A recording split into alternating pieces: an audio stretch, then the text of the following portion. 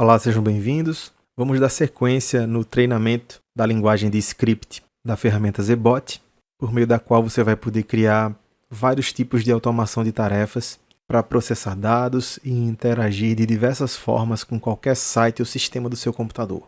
Bom, hoje a gente vai fazer um exemplo prático, ou seja, eu vou pegar um caso de uso de uma necessidade relativamente comum nas demandas de uso do Zebot e a gente vai implementar esse script e, ao mesmo tempo, vamos fazer estudos de algumas funções e códigos que vão ser usados no procedimento. Vamos então ao caso de uso. Aqui eu tenho uma planilha no Excel e essa planilha tem aqui na primeira linha os nomes das colunas.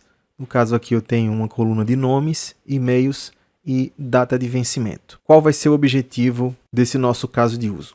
Imagine que isso aqui é uma planilha de uma empresa que tem os nomes e e-mails de clientes e tem aqui as datas de vencimento de uma determinada fatura. E aí você precisa enviar para todo mundo que está com a fatura vencida uma notificação informando sobre esse vencimento. Então aqui, por exemplo, a gente verifica que esse primeiro registro, esse outro daqui e esse último são registros de pessoas que estão inadimplentes, ou seja, que têm uma fatura vencida. E aí eu quero para essas pessoas enviar um e-mail de notificação. Pois bem, vamos então aqui para o Zebot. Eu vou criar um novo script. Vou chamar esse script de aviso de fatura vencida. Clico no botão OK. E aí ele abre a janela principal do script, onde eu posso ver aqui na aba Script um código inicial que ele coloca por padrão em qualquer novo script criado. Só que aqui eu vou apagar esse script padrão e agora eu vou colar o código já pronto desse script que a gente vai comentar. Então aqui está o script que vai resolver esse nosso problema que acabamos de descrever. Antes de explicar como esse script funciona, eu já vou executar ele para você poder ver ele rodando, e aí depois é que a gente vai explicar tudo o que foi feito. Note que na aba Dados eu não tenho nenhuma informação, eu já estou com a minha planilha aberta, e agora basta eu executar o script. Clicando no botão Rodar, ele vai abrir essa janela, onde eu preciso definir a mensagem que eu quero enviar para os meus clientes, e a mensagem que eu quero enviar é essa daqui. Você vai notar que temos alguns termos que estão entre chaves. A gente viu no primeiro vídeo de introdução que quando a gente coloca um valor entre chaves, é porque ele vai pegar o que estiver na nossa tabela, na coluna indicada aqui dentro das chaves. Então, aqui nesse ponto ele vai substituir pelo nome do cliente. Aqui ele vai colocar a data de vencimento que estiver associada ao registro do cliente, e a mensagem vai então ser enviada para esse cliente. Pois bem, clicando aqui no botão OK, eu vou tentar narrar o que vai acontecendo, tá? Clicou, ele vai ativar o Excel, seleciona tudo, copia, dá o comando de envio de e-mail, já com tudo preenchido. Então você vai notar aqui, ó, no campo para, vai estar o primeiro registro, tem aqui o assunto, tem aqui a mensagem já personalizada, só está faltando enviar. Nessa primeira vez que eu rodei, ele está pedindo uma configuração, que é essa aqui, ó. Clique no botão enviar. Na verdade, ele quer que eu arraste esse ponteiro enorme que aparece aqui na tela, para ele aprender qual é a posição que ele precisa clicar, que no caso é aqui, que é o botão enviar. Essa configuração, ela só é feita uma única vez. Quando a gente monta um script e usa uma função específica que eu vou mostrar para vocês, na primeira vez que roda, ele pede o ponto, você configura o ponto. Quando eu clicar em OK, aí você vai notar que nas próximas vezes que ele for enviar a mensagem, ele já vai clicar sozinho no ponto, sem me perguntar mais nada. Então essa é a característica dessa função. Ó, ele clica, tudo bem, agora ele já aprendeu onde é que precisa clicar. Vai terminar o envio da mensagem, vai seguir processando os dados, achou outro cliente que está inadimplente, está fazendo o envio, e aí ele vai seguir o processamento até achar outro cliente inadimplente. Quando ele acha, faz o processamento novamente. E agora ele vai encerrar o script. Pronto, agora ele terminou. Aqui na tabela de dados, você vai notar que justamente os clientes que estão com a data de vencimento já ultrapassada, sabendo que hoje é dia 23 de setembro, eles receberam a notificação e isso ficou registrado aqui numa coluna chamada notificação. Já os clientes que não estão inadimplentes não receberam nenhuma notificação. Pronto, então agora que a gente viu o funcionamento do script, vamos explicar como é que ele foi implementado. Aqui então estou no script. Primeira coisa que a gente vai notar é uma seção especial de parâmetros. É justamente essa seção que faz com que no momento em que o script roda, ele abra essa janela pedindo uma entrada de dados. Nesse local, se eu colocasse outros dados aqui, ó, sei lá, nome, data, não importa. Todo parâmetro que você colocar aqui, no momento em que você rodar o script, ele vai exibir os campos e eles vão servir como base de dados para você alimentar o sistema. E esses dados vão ser usados dentro do script para algum tipo de processamento. Só que nesse nosso caso, o único parâmetro que ele pede é o parâmetro mensagem. Seguindo, essa parte aqui é a que ele lida com o Excel. Quando a gente rodou o script, você notou que ele ativou a janela do Excel. Então ele trouxe a janela para frente. Isso é feito por essa função janela ativar exe. Então ele procura se tem uma janela a partir do nome do executável, que é o arquivo principal do programa que está rodando no computador. No caso do Excel, o nome do executável é excel.exe. E aí ele traz essa janela para frente, depois ele dá um comando aqui, ó, teclar Ctrl mais T. A combinação Ctrl T faz com que todos os registros sejam selecionados no Excel. Então ele dá esse comando, depois ele dá um Ctrl mais C, que é um comando que todo mundo conhece, Ctrl C, que serve para copiar os dados. Você vai notar que ao lado de cada função dessas tem um valor numérico entre colchetes. Isso aqui é uma pausa que o sistema dá após a execução de uma função. O uso dessa pausa é opcional, tá? E nesses casos aqui, eu quis que depois que ele executasse essa função, ele aguardasse 1 segundo antes de partir para a linha de baixo. E aí você vai usando esse artifício de pausa justamente para o sistema conseguir fazer a sequência de comandos, dando o tempo necessário para determinadas janelas ou situações de processamento de dados serem concluídas antes de ele continuar a execução. Terminamos aqui com essa parte do Excel. Nesse ponto a gente está com todos os dados copiados para a memória.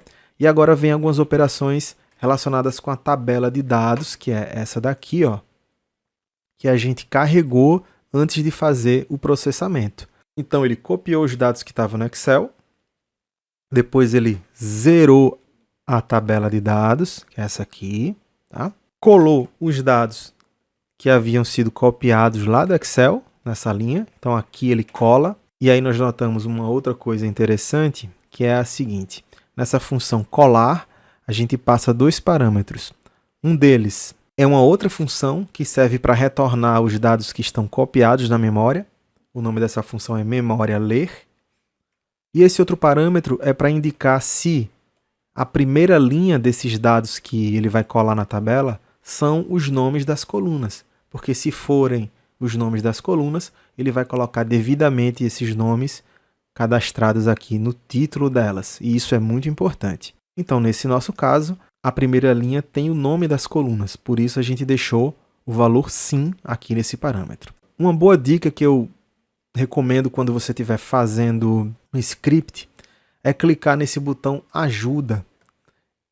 Isso aqui é bem interessante pelo seguinte, no momento em que você clica na linha de uma determinada função, a ajuda muda automaticamente, exibindo os detalhes de uso daquela função. Então é uma ótima forma de você, enquanto ainda não está familiarizado com determinadas funções, conseguir aprender rapidamente e usar essas funções sempre que necessário. Então tanto você pode fazer buscas aqui no sistema e ver detalhes sobre a função, para que ela serve, exemplos de uso e tudo mais, como também durante a navegação em seus scripts ou outros scripts que você tem acesso, você vai poder saber exatamente por que aquela função está sendo usada. Aqui ele está simplesmente indo para a linha 1, é só uma garantia. O que é a linha 1? Imagine que ele colhe os dados e acabe ficando com um ponteiro da tabela, que é o local de foco aqui, onde a gente está. Aqui, por exemplo, eu estou na última linha, aqui eu estou na primeira linha.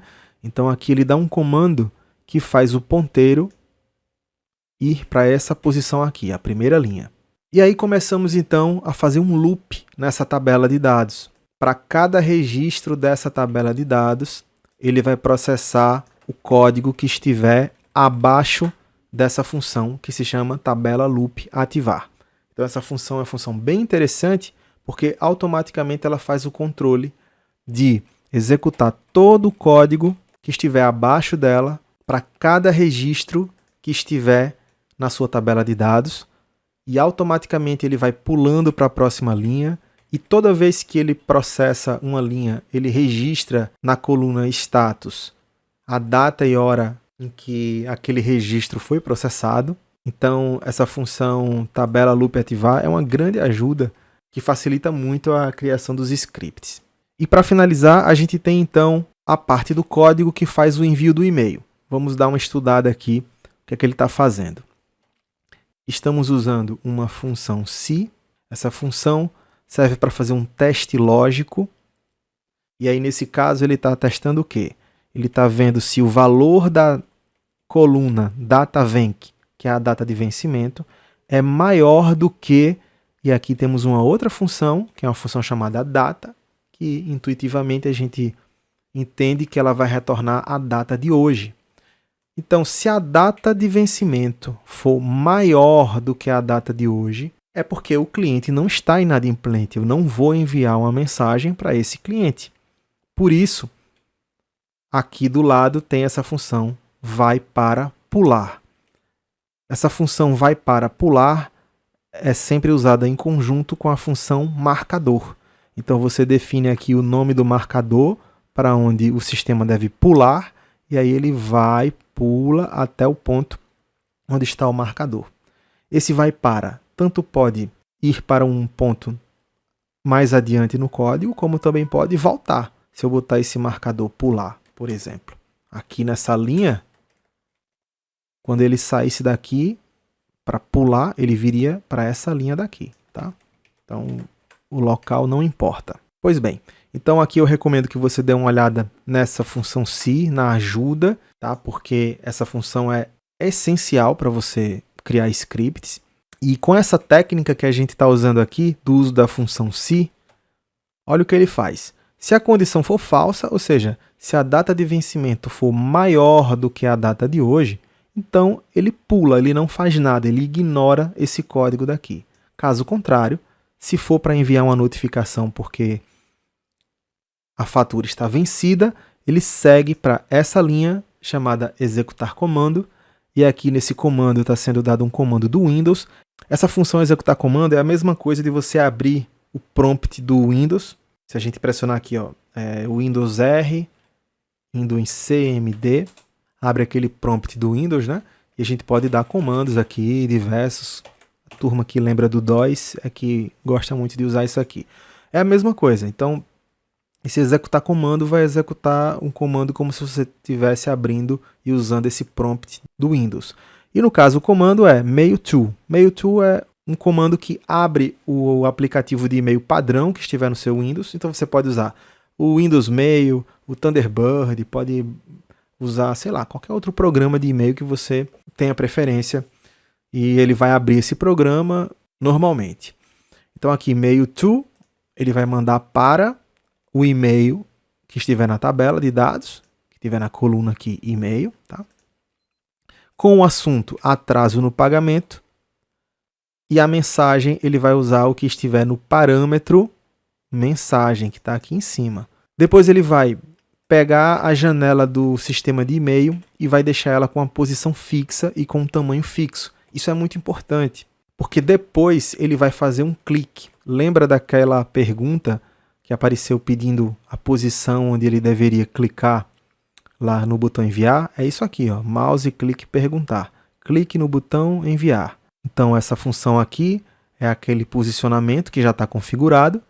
E aí depois que ele faz o envio da mensagem, ele dá uma pausa de 12 segundos e altera o valor da coluna notificação para o texto que está aqui, enviada em, e coloca a data. Pronto, esse é o nosso script. E aí vem uma outra questão bem importante, que é a seguinte. Aqui, por exemplo, a gente tem essa função mouse clique perguntar. A gente viu que na primeira execução apareceu uma janela pedindo para eu arrastar aquele ponteiro do mouse bem grande para a posição que ele deveria clicar. E uma vez que o sistema aprende aquela posição, ele não pergunta mais. Só que, obviamente, por vários motivos, você pode errar essa posição. Você pode configurar errado. Você pode ser que a posição do botão mude de lugar, o desenvolvedor resolveu botar em outro local, isso é comum. E aí como é que você faz? Então o processo é bem simples, tá? Se você precisar redefinir os pontos de clique de um determinado script, aqui nesse só tem um ponto de clique, que é essa função aqui.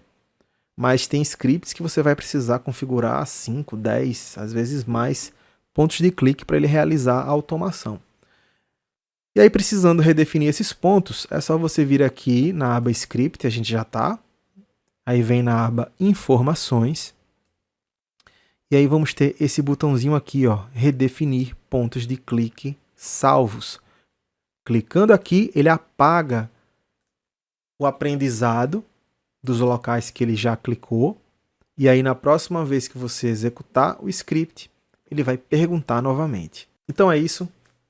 Nesse vídeo a gente finalizou a demonstração desse caso de uso e vamos ficar por aqui. Até a próxima.